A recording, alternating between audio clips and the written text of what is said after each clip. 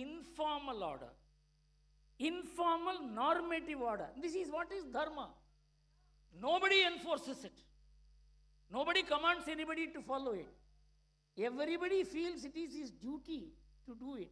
It is founded on the idea of duty.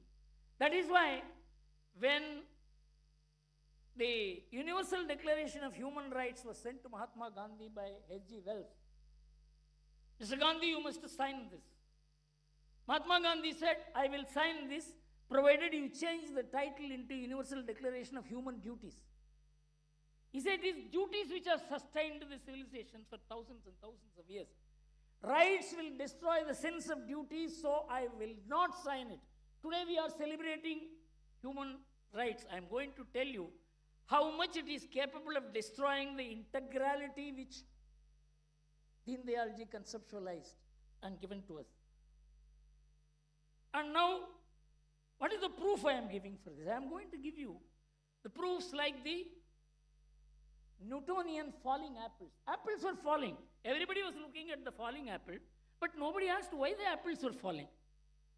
Newton asked this question. It's not that I am saying Newton is right, but Newton's inquiry is right.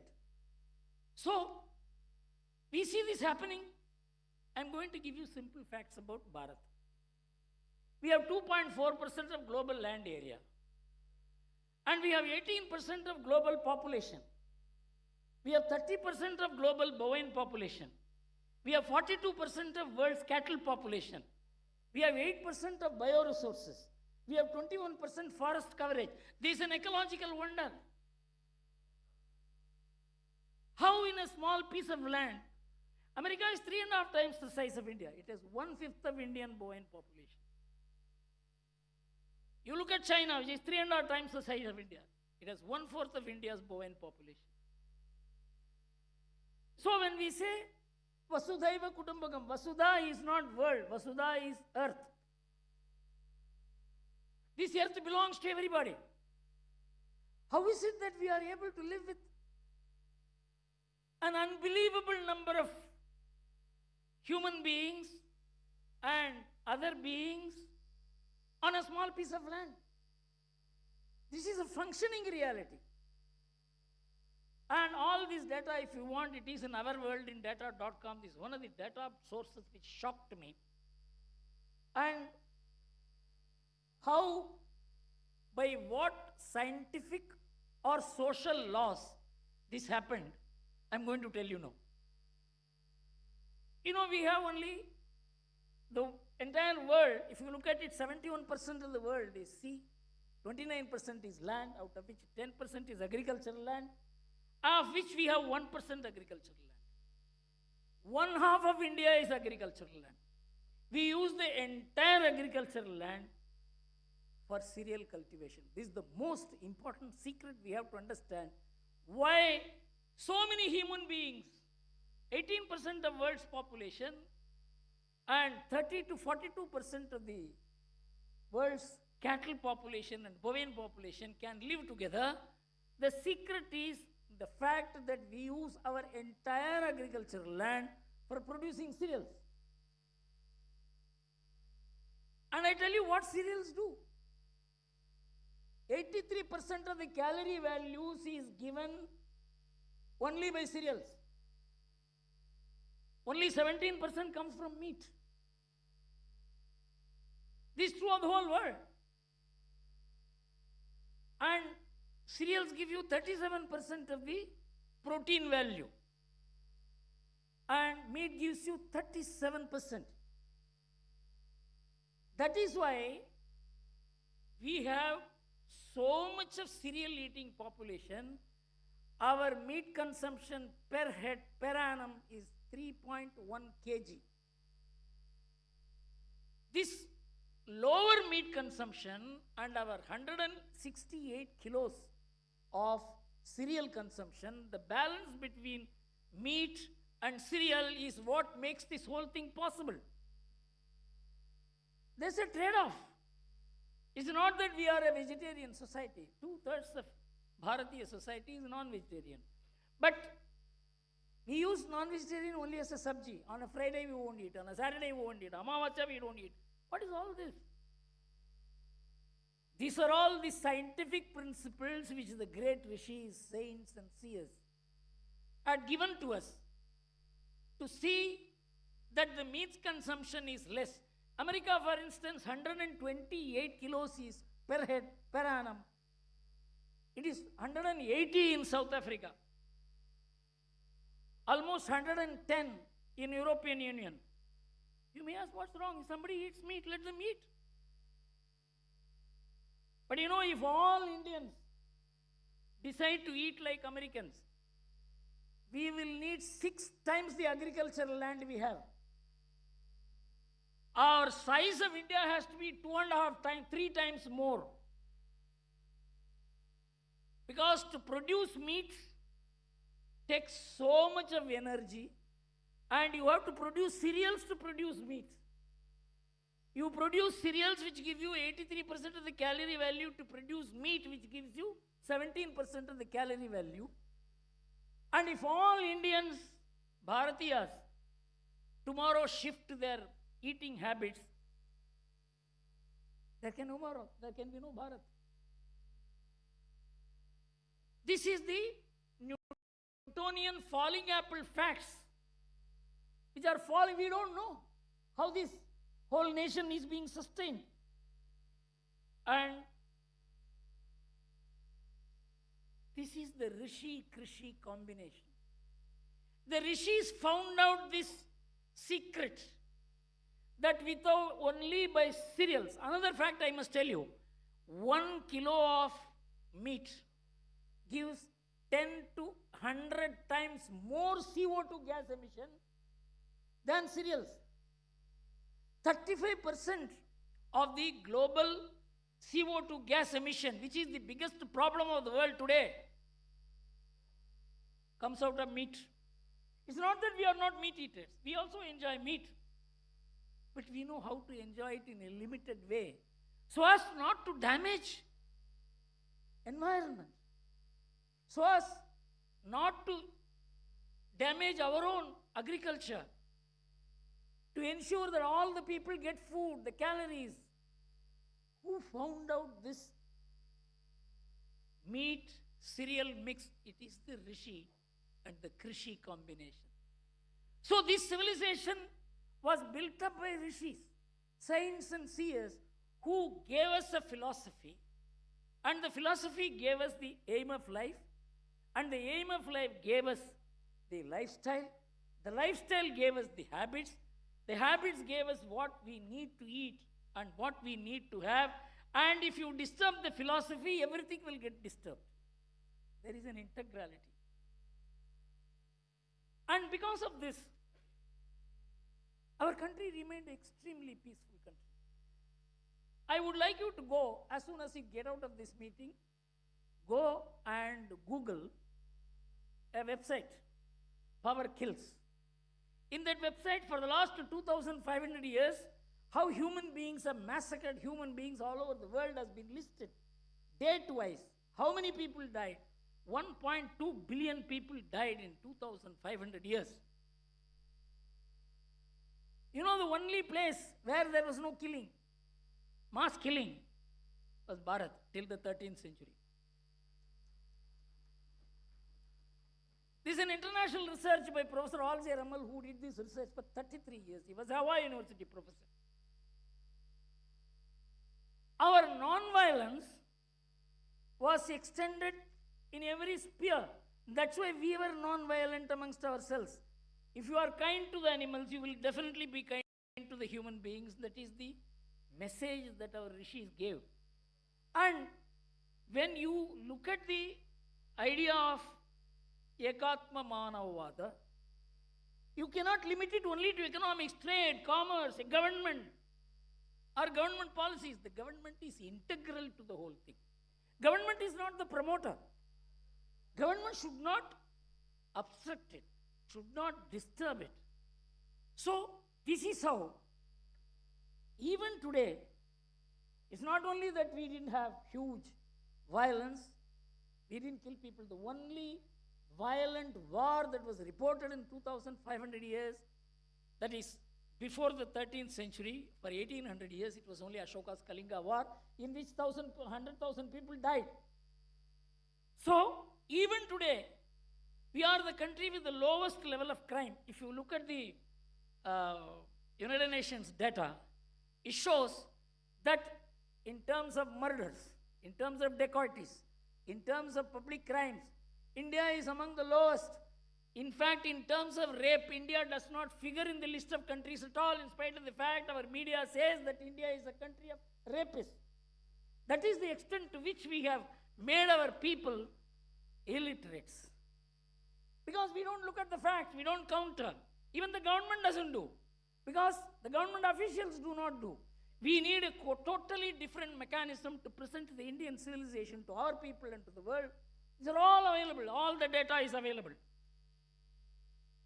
Now I will come to Deen Dayal ji, how he perceived this. He said that there was a disruption. One disruption was physical, the other disruption was intellectual. The physical disruption came during the Muslim period, where they disturbed the functioning society. The social order got disturbed. And in the colonial period, they disturbed our mind. You know what kind of debate was going on in the world? William Archer said this is a barbaric society. He was the one who not only told the world India is barbaric, he told the Indian academics, Indian sociologists, Indian historians. And then came, this was in the 18th century, the 19th century, Karl Marx. Karl Marx said India is a semi-barbaric society. He wrote 2 articles in New York Herald Tribune in the year 1854, before he wrote the Das Kapital, where he said that India is a very peculiar country.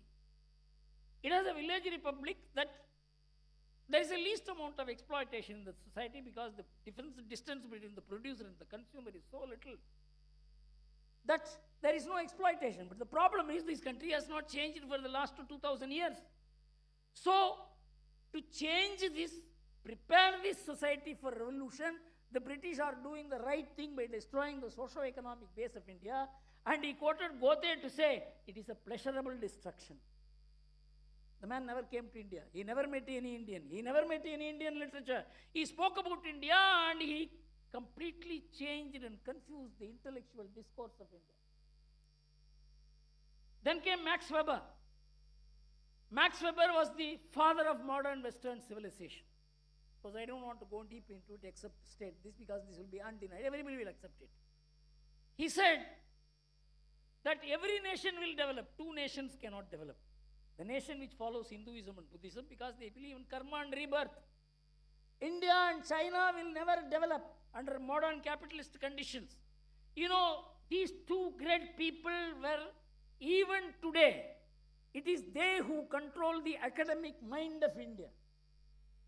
Max Weber and Karl Marx. That you are unfit for development, that you have to ignore your past.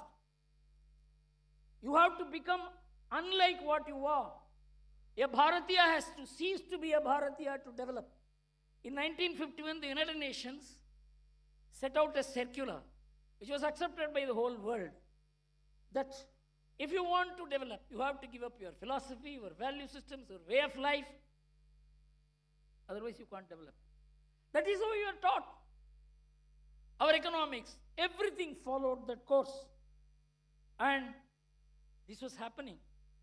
And in 1978, the economic advisor to the government of India said, when he was asked the question, that socialist countries are developing, you are also a socialist country, you are not developing. He said, what can you do? We may be a socialist country, we are also a Hindu country, we can have only the Hindu rate of growth. Professor Raj Krishna made this shameless statement. This is being repeated even today in 1978. In 1983, something stunning happens. Paul Bayrock was mandated by the General Agreement on Trade and Tariff to find out the economic growth of the world between 1750 and 1900. And he came out with a stunning finding that in the year 1750, China was number 1 country with 30% of world's GDP. India was the number 2 country with 25% of world GDP. and America and England put together just 2%. And he said everything changed in 1900. America and England rose to 42%. India and China crashed to 8%. India 1.8% and China 6.2%. And that's how rich nations became poor nations. Many French sociologists began saying, let us admit that in the 17th century, 16th century, India and China had much better standard of living than Europe. This could not be tolerated. Then the OECD countries constituted a research by the Development Studies Institute, headed by Angus Maddison. And he came out with a report, and he started saying Paul Bayrock's methodology is wrong, and I am going to do it. And after 18 years of work, he put out World Economic History, a millennial perspective, where he said from the first year of the Common Era to 17th century, India was the leading economic power of the world. When I mentioned this, IIT people did not know. When I spoke there, they asked me to take classes. That is the extent to which the Indian academia, Indian public discourse, Deen Dayal ji knew this. He said it is this disruption, this intellectual disruption, that has made us unaware of who we are.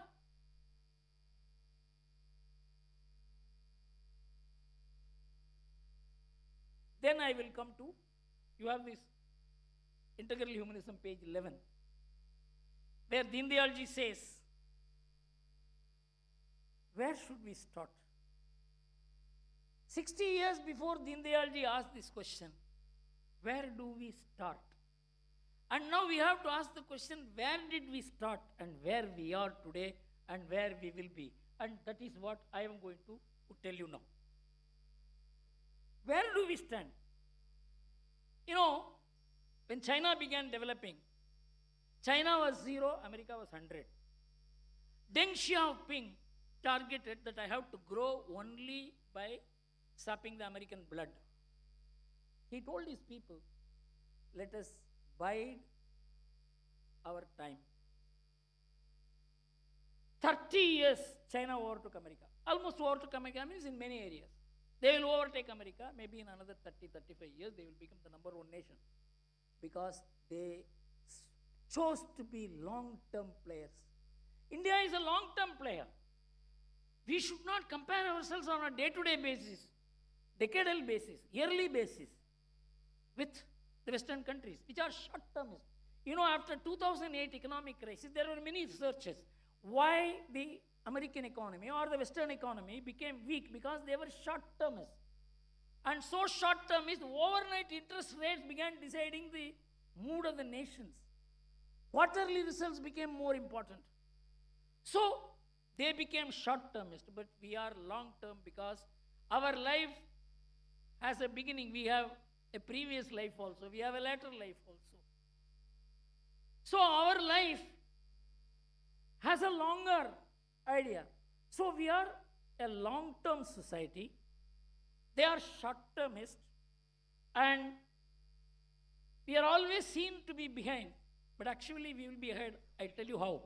Colonialism lasted for 200 years. Mercantile capitalism lasted for 100 years. Communism lasted for 50 years. Globalization lasted for 25 years. My colleagues in the Swadeshi Jagran Manch are there when we were talking in 1990s that globalization will collapse. We were called fools. We were called Neanderthal economists. Justice Jagdish Bhagavati, who was the economist, he told me, Gurumurthy were an economist, you can call me a Bharatanatyam dancer. That is the extent to which we were humiliated. Today globalization is dead because these are short-term approach to the world. A civilizational approach is a long-term approach. And this is what great thinkers did. And I am not saying Deng Xiaoping is a great thinker, but he understood the difference between the Chinese society and the Western society, and so he gave a formulation: let us not compare ourselves on a day-to-day basis or quarterly basis or yearly basis. Let us work. So our people are like that. Our lifestyle is like that. That is why we are savings-based. We spend less. Our women are the very, very important sources of economic well-being. This I have always said. In 2001, when I spoke to a group of Americans, I said, Indian economy is feminine in character. They will not waste anything. They will turn waste into wealth. Whereas America turns wealth into waste. See, two different paradigms. This is the substance. But what happened after Deen Dayalji is important. Deen Dayalji lamented in the same para, page 11, that we were fighting only for our survival for 1,000 years. So we have not been able to contribute to the world. This is because after Krishna and Kautilya, one Banabhatta came. I don't know how many people have read the Dharmashastra volumes of Bhandarkar Institute. Krishna said, you should treat the enemy like how he will treat you. When Arjuna was hesitant to hit Karna, he said, hit him. He said he cannot defend himself. He has no right to the benefit of dharma because he gave up dharma when Draupadi was being disrobed. Kill him. This is a new formulation.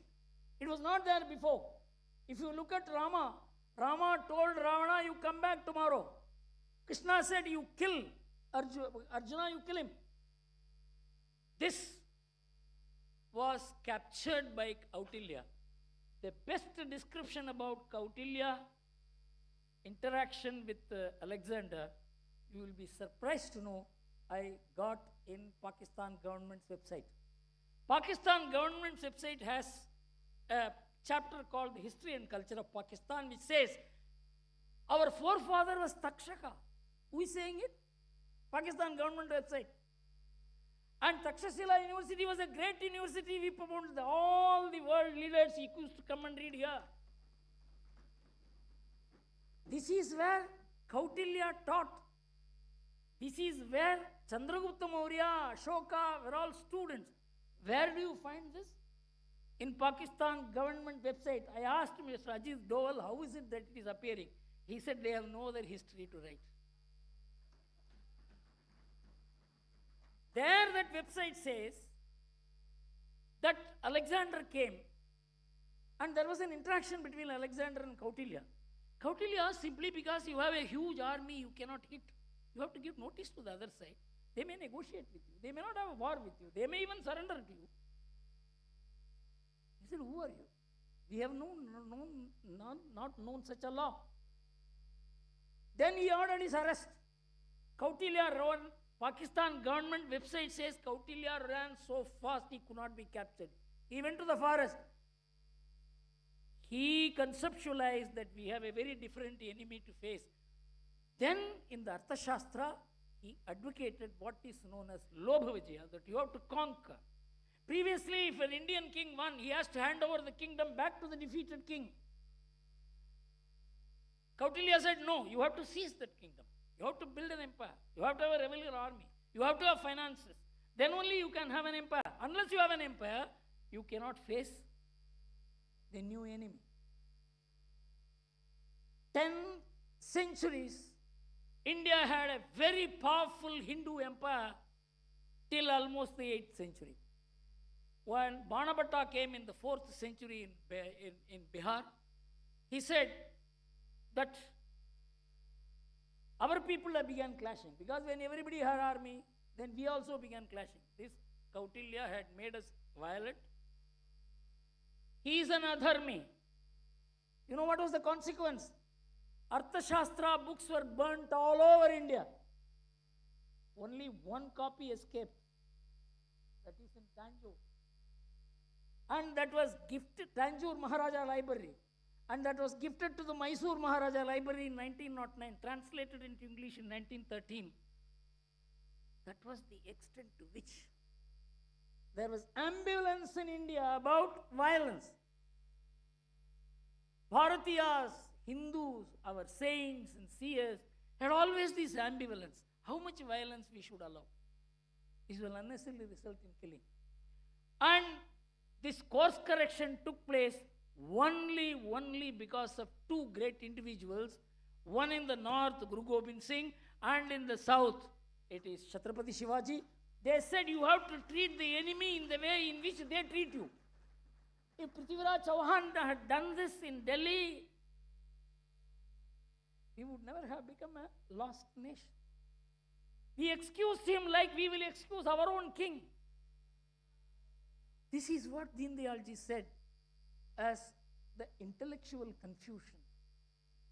And we have to get out of it. With the result, a 1,000-year strategic deficit was there in India, which was corrected in stages. You know, Bharatiya Janasangh was the only party which said we should produce atom bomb. Supposed to be blasphemous in India. Unacceptable. When we actually exploded the atom bomb in 1998, Bill Clinton said that a land of Gandhi and Buddha has done this. We were always a land of Gandhi and Buddha. Did you respect us? Did you give us value? Only the sound of atom bomb made India a country which the West accepts, because this is a world of power. We needed the grammar of power to handle the West, because West is very violent. As I said, R.J. Ramal said 1.2 billion people were killed. See how India has moved. 1971, we first proved. 74, we exploded the first atom bomb. 1998, the Pokhran atom bomb. 2016, the surgical strike. 2019, the air strike. Very different country. It is not, this is the country India Deen Dayal ji wanted. We have to go back to our, Guruji used to say Parakramavada. And we are a different country. Our ambivalence to violence and war has ceased. If there is bloodshed by you, we will shed your blood. This is what the Prime Minister said. This did not happen in 2008 when the whole country saw for 48 hours Bombay was being ravaged. We were carrying candlesticks. The same violence today, it is not candlesticks, it is BrahMos.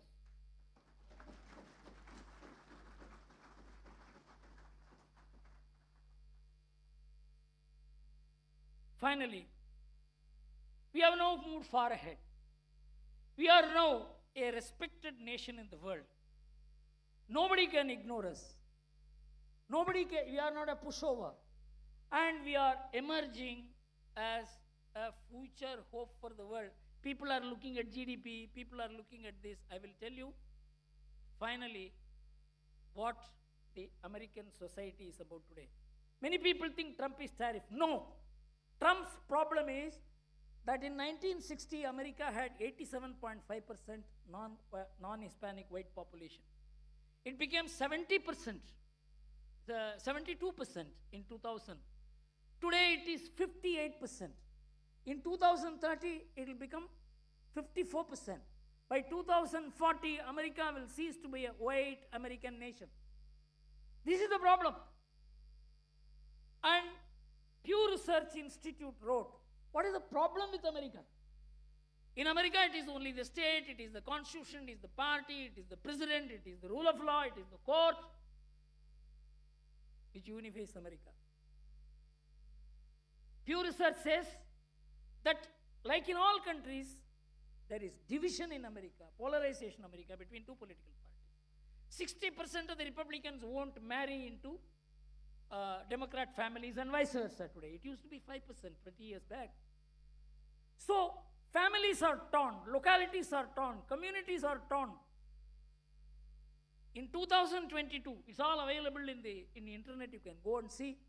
5 American chief of staff and 6 defense secretaries wrote a letter to the Pentagon saying that if a Trump or Trump-like figure contests the 2024 election and loses, there will be civil war in America. It will not be in the border. It will be within the family. It will be in the neighborhood. It will be on the basis of religion, color, race. You know why? 2015, the Time magazine came out. Then only you will understand what is the integral humanism, Ekanatma Manavada. In 2015, Times magazine came out with a beautiful story. Italy has 30,000 canonized saints. Every locality, every street, every village will have a canonized saint. Their place, their houses, their churches, they are all sacred places. You know, in America, till now, there are only 3 canonized saints. There is no sacred river, there is no sacred mountain, there is no sacred place. It's a top-down statecraft. You look at ours is a bottom-upward statecraft. That is why 67 crore people assembled one place in 45 days. Nobody invited them. I was there for 3 days. I was just looking at the crowd. They were carrying children, they were carrying elders, they were carrying bags, they were sleeping wherever they got. Fundamental unity of India, the integrality cutting across everything. The nation as sacred. That is fundamental to the idea of Ekatma Manavada. And so we have to look at it in this sense and not limited to mere economics, trade, commerce. And I am happy that I got this opportunity to share this idea. By 2047, India's GDP and all that is quite different, but India will emerge as Bharat will emerge as the model nation, society, state of the world. Thank you very much.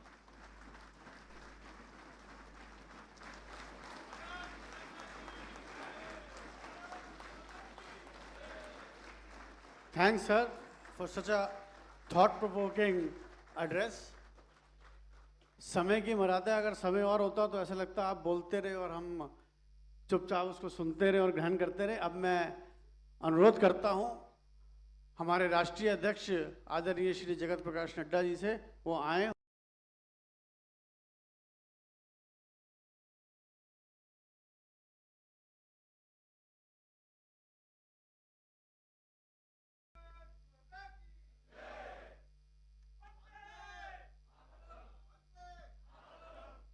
Bharat माता की, भारत माता की, भारत माता की। आज के इस commemorative seminar में हमारे मंच पर उपस्थित आज के वैलेडिक्टरी फंक्शन के मुख्य वक्ता और जिनके साथ मुझे लंबे समय तक काम करने का मौका मिला और युवा काल में काम करने का मौका मिला, ऐसे श्री एस गुरुमूर्ति जी, हमारे बहुत ही आदर के योग्य, जिनसे मैंने विद्यार्थी काल से लेकर राजनीतिक समझ और आर्थिक समझ और सामाजिक समझ हमने हासिल की, ऐसे हमारे आदरणीय महेश चंद्र शर्मा जी, हमारे साथी अनिर्बाण गांगुली जी, हमारे प्रभात प्रकाशन के मित्र प्रभात कुमार जी, सुमित भसीन जी, हमारे सभी यहाँ उपस्थित नॉलेज पार्टनर्स, सांसदगण, विधायकगण और हमारे जिसे हम कहते हैं कि अध्यात्म से लेकर के अध्ययन करने वाले ऐसे प्रेमी सज्जन वृंद, आप सबका बहुत बहुत अभिनंदन है। गुरुमूर्ति जी के वैलेडिक्टरी फंक्शन के बाद कुछ भी बोलने की आवश्यकता नहीं है, क्योंकि उन्होंने परिपूर्णता में सारी बात हम सबके सामने रखी है। लेकिन मैं सबसे पहले तो Shyama Prasad Mukherjee research foundation, PPRC, एकात्म मानव दर्शन अनुसंधान विकास प्रतिष्ठान और प्रभात प्रकाशन, इनको बधाई देना चाहूँगा जिन्होंने ये बहुत ही एक अच्छा प्रयास किया है कॉमेमोरेटिव सेमिनार करके, इसलिए उनको बहुत बहुत बधाई। और उसमें इन्होंने बहुत से सब्जेक्ट्स को टच किया, शिक्षा, संस्कृति, sustainable development, women and youth, हमारे बॉर्डर को स्ट्रेंथनिंग, और उसके साथ साथ सिविलाइजेशन में हमारे रोल्स और ड्यूटीज़, ऐसे सभी सब्जेक्ट्स को इन्होंने टच किया है और उसके बारे में चर्चा की। मुझे यह भी अच्छा लगा जब विनय जी वे फॉरवर्ड की बात रख रहे थे तो उन्होंने इस बात पर जोर दिया कि इंटेलिजेंट क्वेश्चन के साथ साथ इमोशनल क्वेश्चन और सोशल क्वेश्चन और इसके साथ साथ हमारे जिसे हम कहते हैं कि स्पिरिचुअल क्वेश्चन, उस सब का समग्रता से विचार करने की आवश्यकता है। हम सब लोग जानते हैं कि दीनदयाल उपाध्याय जी, मैं कई बार कहता हूं कि 3 in 1 थे। कोई व्यक्ति सिर्फ लीडर होता है, कोई व्यक्ति विचारक होता है, कोई व्यक्ति संगठक होता है, लेकिन दीनदयाल जी 3 in 1 थे। He was a leader in his own right, he was a thinker and he was an organizer। इसलिए उन्होंने बहुत कम समय में, और इसीलिए हम सुनते हैं कि कभी गुरुजी भी कहते थे कि हमें ऐसे 4 दीनदयाल मिल जाएं तो मैं देश में परिवर्तन ले आऊं सभी लोगों को। और हम जानते हैं कि भारतीय जनसंघ को भी उन्होंने कितनी छोटी सी अवधि में एक नेशनल पॉलिटिकल पार्टी के रूप में स्थापित किया। नेशनल पॉलिटिकल पार्टी, वो असमय चले गए लेकिन उन्होंने पार्टी की विचारधारा की बीज बोने का काम किया और वही हमारी विचारधारा स्थायित्व के रूप में सामने आई और जिसको हम सब लोग जानते हैं। मैं यहाँ ये भी कहना चाहता हूँ कि जब दीनदयाल जी इस बात को प्रतिपादित करने में लगे होंगे, उस समय हमारे ऊपर वेस्टर्न पॉलिटिकल थॉट का बड़ा इम्पैक्ट था, बहुत ज़्यादा। पाश्चात्य देश का सोच में, रहन सहन में, कार्यशैली में, सब चीज़ों में पाश्चात्य जगत का बहुत बड़ा इम्पैक्ट था। यानी अगर कोई विचार की बात की जाए तो वो सोशलिज्म हो, फेबियन सोशलिज्म हो, कैपिटलिज्म हो, कम्युनिज्म हो, ये सब विदेशी धरती से उत्पादित विचारधारा हमारे ऊपर डालने की था। और ऐसे में दीनदयाल उपाध्याय जी ने कहा कि भारत को भारतीय सोच को प्रमुखता देकर के ही अपनी विचारधारा बनानी पड़ेगी और उसको आगे बढ़ाना पड़ेगा। और इसीलिए उन्होंने इंटीग्रल ह्यूमनिज्म के नाम पर, एकात्म मानववाद के नाम पर इस बात को आगे बढ़ाने का काम किया। मैं यहाँ ये भी कहना चाहता हूँ कि आज से 60 साल पहले 22 अप्रैल से लेकर के मुझे शायद 25 अप्रैल तक की बात थी, जब उन्होंने 4 दिन का व्याख्यान आइडियोलॉजी के ऊपर दिया था। और हम आज 60 साल बाद जब इस तरह के 2 दिन की विचारधारा के लिए ये कार्यशाला, ये सेमिनार ऑर्गेनाइज कर रहे हैं, तो मुझे लगता है कि बहुत सही है।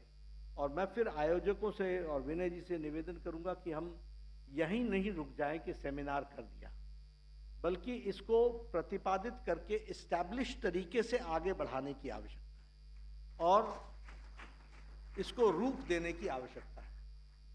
दीनदयाल उपाध्याय जी को बहुत कम समय में, बहुत कम समय,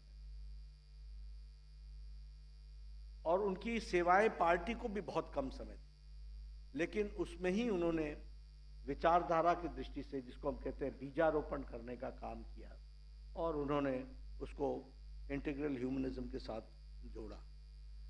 गुरुमूर्ति जी ने आपके सामने बहुत सी बातें रखी, लेकिन एक बात मोटा मोटी अगर हम समझें तो भारतीय विचारधारा, भारतीय सोच, भारतीय इतिहास, भारतीय संस्कृति, भारतीय विचार करने की प्रणाली, इस पर दीनदयाल उपाध्याय जी का बहुत जोर था। हमारी परंपराएं कोई 2 दिन में नहीं बनी। हमारी परंपराएं हजारों साल के एक्सपीरियंसेस से बनी और उनका राजनीतिक से लेकर के सामाजिक महत्व है, आर्थिक महत्व है। इसलिए हमको आर्थिक दृष्टि से भी अपनी सोच को प्रतिपादित करने की आवश्यकता है। हमको ये इतना बड़ा देश, अगर 140 करोड़ का देश है, तो इस देश को चलाने के लिए we cannot be a centralise system, we have to be a decentralise system. और इसलिए उन्होंने डिसेंट्रलाइज सिस्टम की बातचीत की। और इसी तरीके से अगर हम कहें तो इकोनॉमिक प्रोग्रेस को भी उन्होंने बल दिया। मूल बातें जो उनकी सोच में थी, जो आज हम देख रहे हैं कि world standards cannot be the standards which we have to adhere to, we have to have our own Indian standards, और हमें भारतीय स्टैंडर्ड्स के ही तरीके से चीजों को समझने की आवश्यकता हो। ये जब दीनदयाल उपाध्याय जी ने कहा था तो उस समय ऐसा लगता होगा कि शायद ये असंभव है, लेकिन आज मोदी जी के नेतृत्व में हम सारे पैरामीटर्स को इंडियन स्टैंडर्ड्स पर बना करके तैयार कर रहे हैं। ये परिवर्तन आकर के खड़ा है। उसी तरीके से उन्होंने स्वदेशी के बारे में कहा कि अगर हमको अपनी इकोनॉमी को रिकंस्ट्रक्ट करना है तो हमको स्वदेशी की तरफ जोर देने की आवश्यकता हो। और आज मोदी जी के नेतृत्व में हम ये कह सकते हैं कि we are now the 4th largest economy, और हम आत्मनिर्भरता की ओर अग्रसर हुए हैं। स्वदेशी के तरीके से हम आगे बढ़ रहे हैं। इलेक्ट्रॉनिक गैजेट्स में हम 70,000 करोड़ का हमारा एक्सपोर्ट हो गया है। आज से 10 साल पहले हम 92% मोबाइल्स एक्सपोर्ट करते थे, इंपोर्ट करते थे। आज हम 97% मोबाइल्स भारत बना रहा है और भारत एक्सपोर्ट कर रहा है। ये सेकंड लार्जेस्ट इन स्टील हो गए हैं। हम टॉय इंडस्ट्री में, कभी हम गणेश जी भी चाइना से खरीदने लग गए थे, आज हम टॉय इंडस्ट्री में भी तीसरे नंबर पर आकर के खड़े हो गए हैं, और ऑटोमोबाइल मार्केट में हम तीसरे नंबर पर आकर के खड़े हो गए हैं। तो एक तरीके से अभी ऑपरेशन सिंदूर की सक्सेस तो हमने देखी ही, ब्रह्मोस की हमने सक्सेस तो देखी ही, लेकिन हमारा डिफेंस प्रोटेक्शन 1.30 लाख करोड़ का हो गया है। ये भी हमको ध्यान में रखना चाहिए, और इसीलिए हम हर तरीके से आत्मनिर्भरता की ओर बढ़ रहे हैं और उसको आगे बढ़ाने का प्रयास कर रहे हैं। एक बात दीनदयाल जी ने, महेश जी मैं जब विद्यार्थी था तो महेश जी हमारे संगठन का काम देखते थे, और दीनदयाल जी पर उस समय से हम आपको अथॉरिटी मानते रहे हैं। तो हमारे यहाँ वामपंथियों का बड़ा प्रभाव था, तो मैं इनसे पूछता था हमारा इकोनॉमिक मॉडल क्या है, हमारा इकोनॉमिक मॉडल क्या है, और महेश जी हमको इकोनॉमिक मॉडल समझाया करते थे। और उसमें भी उनका कहना था कि दीनदयाल जी के इकोनॉमिक मॉडल एक पार्ट है, अकेला नहीं है, it is just one part. लेकिन आज अगर हम बात करें, और उस समय जब हमारे को छात्र बोलते थे कि भाई तुम्हारा इकोनॉमिक मॉडल क्या है, हम बोलते थे बताएंगे बताएंगे बताएंगे। लेकिन हमें समझ में आया कि अगर इंटीग्रल ह्यूमनिज्म को अंत्योदय से जोड़ते हुए सबका साथ, सबका विकास, सबका विश्वास, सबका प्रयास प्रधानमंत्री मोदी जी के नेतृत्व में हुआ, तो ये इंटीग्रल मॉडल का इकोनॉमिक मॉडल है। इसको भी हमको समझना चाहिए। जो लोग आर्थिक मॉडल के बड़े चैंपियंस बनते थे वो दुनिया में बिफर गए। दुनिया में, प्रदेशों में तो छोड़ दो, भारत तो डेमोक्रेटिक कंट्री, हमने तो उनको डेमोक्रेसी में सरकार दी थी, वो तो यहां पर बिफर ही गए। लेकिन सही मायने में अगर हम कहें सोशलिज्म की बातचीत करें, अगर हम बात करें समाज की चिंता की बात, तो दीनदयाल उपाध्याय जी की विचारधारा से स्पष्ट था, अंतिम व्यक्ति की चिंता करो। वो कहते थे economy is not known by the top person at the top of the ladder, but the economy is known by the last man in the ladder, जो सबसे अंतिम व्यक्ति है। और उन्हीं की प्रेरणा से हम अंत्योदय की तरफ आगे बढ़े, और हम लोगों ने अंत्योदय में कोशिश की कि हम लोगों को राहत दे सकें, और सबका साथ, सबका विकास, सबका विश्वास, सबका प्रयास, इसके तहत आज ये सरकार काम कर रही है। मोदी जी के नेतृत्व में हम सब लोग लगे हुए हैं उस काम को करने के लिए। लेकिन जब हम गरीब की बात करते हैं तो सही मायने में गरीब का भला किसने किया? लोगों ने नारे तो लगाए, लेकिन 80 करोड़ की जनता को 5 किलो गेहूं, 5 किलो चावल, 1 किलो दाल देने का काम किसी ने किया तो प्रधानमंत्री नरेंद्र मोदी जी ने किया। और फर्क क्या पड़ा? फर्क ये पड़ा कि आज 25 करोड़ लोग गरीबी की रेखा से ऊपर आ गए। 25 crore people have come above the are in the category of above poverty line, जो बीपीएल थे। उसी तरीके से अगर हम देखें तो अगर एलपीजी सिलेंडर, अब ये कहना तो आसान है, लेकिन quality of life, women lead development, women की डेवलपमेंट की बात करते थे। कैसा जीवन था हमारे महिलाओं का, हमारी बहनों का? उनको 10 करोड़ से ज्यादा को एलपीजी के सिलेंडर देना, ये भारत के परिवर्तन में, और इसकी भी प्रेरणा हम एकात्म मानववाद से जोड़ेंगे और इकोनॉमिक मॉडल से जोड़ेंगे, और उसके साथ ही हम उसको जोड़ करके देखने का प्रयास करेंगे। अगर हम बात करें प्रधानमंत्री आवास योजना, आपने भी देखे होंगे, गांव गांव जाओ, कच्चे मकान, खपड़ैल मकान, आज आप धीरे धीरे देख रहे हैं 4 करोड़ पक्के मकान बने, और इस 2029 से पहले 3 करोड़ और पक्के मकान मिलेंगे, और उसमें भी 75% उसकी मलकियत महिलाओं के पास है, 75%। तो आप समझिए कि वेमेन के भी डेवलपमेंट है, और वेमेन के डेवलपमेंट के साथ साथ वह गरीबों का भी डेवलपमेंट है। स्वच्छता अभियान, टॉयलेट्स की बात कीजिए, 12 करोड़ टॉयलेट्स बनाए गए। ये छोटा नंबर है। मतलब भारत की तस्वीर आप देखिए, लोग जो इकोनॉमिक मॉडल की बात करते थे, भारत की तस्वीर देखिए कि 12 करोड़ बहनें अपने दैनिक नित्य कर्म के लिए बाहर जाया करती थी।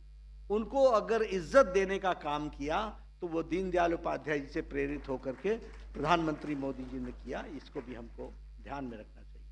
इसलिए ऐसे में अभी किसान की बात कीजिए, चर्चाएं तो बहुत की, सब लोगों ने किसान, भारत किसानों का देश है, भारत किसानों का देश है, हर नेता किसान नेता बनने लगा।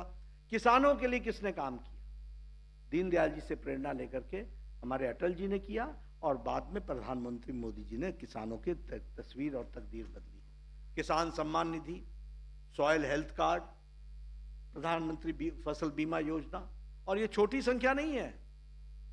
डिस्पोजल 1.35 लाख करोड़ है फसल बीमा योजना में डिस्पोजल।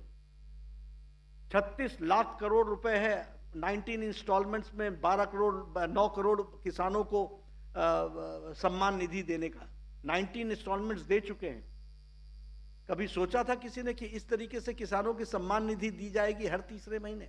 और 19 इंस्टॉलमेंट दिया जा चुका है। 3.6 lakh crore has been dispersed. तो ये हमको समझने की जरूरत है कि किस तरीके से हम एम्पावरमेंट ऑफ द विमेन। अच्छा, इस 9 करोड़ में भी 2.5 करोड़ बहनें हैं किसान, जिनको किसान सम्मान निधि से जोड़ा गया है।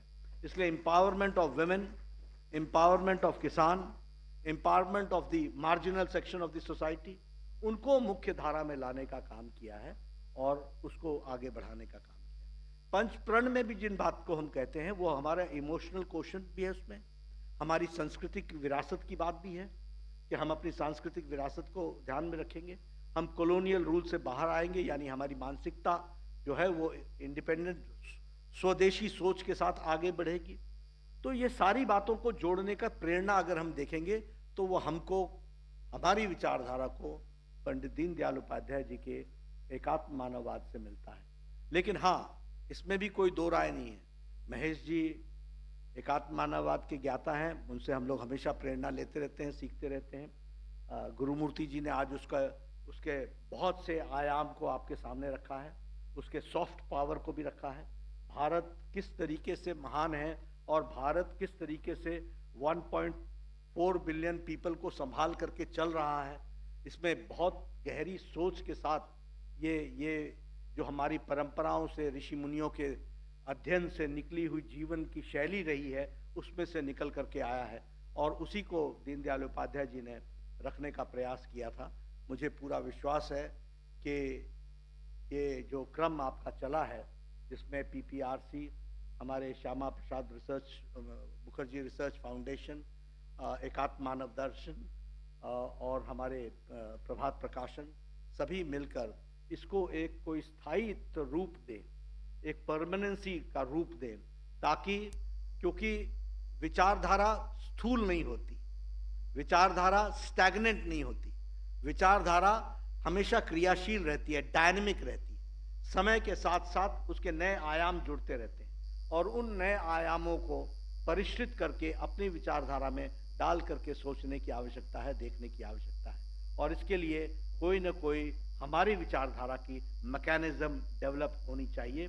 जिस बीज को पंडित दीनदयाल उपाध्याय जी ने बोया था, वो पौधे के रूप में आज देश में शासन के माध्यम से प्रयास पूर्वक हम उसको आगे बढ़ाने का काम कर रहे हैं। प्रधानमंत्री मोदी जी के नेतृत्व में उसको हम पूरा करने का प्रयास कर रहे हैं। लेकिन इस पौधे को विशालकाय पेड़ भी बनना है, क्योंकि हमें सिर्फ भारत को ही दृष्टि नहीं देनी है, हमको दुनिया को भी दृष्टि देनी है और इसके लिए इस पर स्थायित्व लाने की आवश्यकता है। मुझे पूरा विश्वास है कि हम सब लोग मिल करके इसको आगे बढ़ाएंगे और मैं इस प्रयास के लिए फिर से बहुत बहुत साधुवाद देता हूँ, बधाई देता हूँ और गुरुमूर्ति जी के जो उन्होंने वक्तव्य दिया उसके लिए भी मैं धन्यवाद देता हूँ कि आपने जो मार्गदर्शन किया है उसको हम सब लोग अपने साथ समावेश करेंगे। धन्यवाद।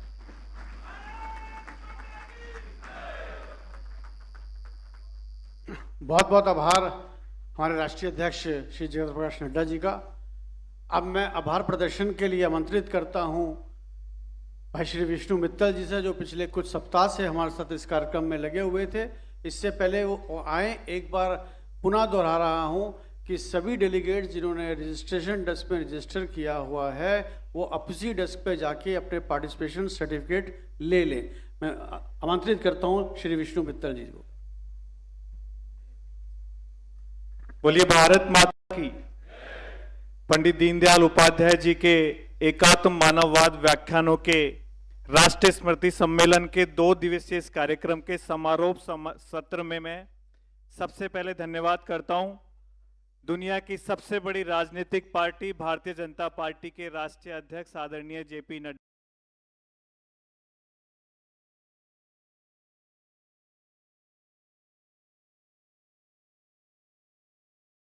स्टार हेल्थ इंश्योरेंस, इंडिया की पहली स्टैंडअलोन हेल्थ इंश्योरेंस कंपनी।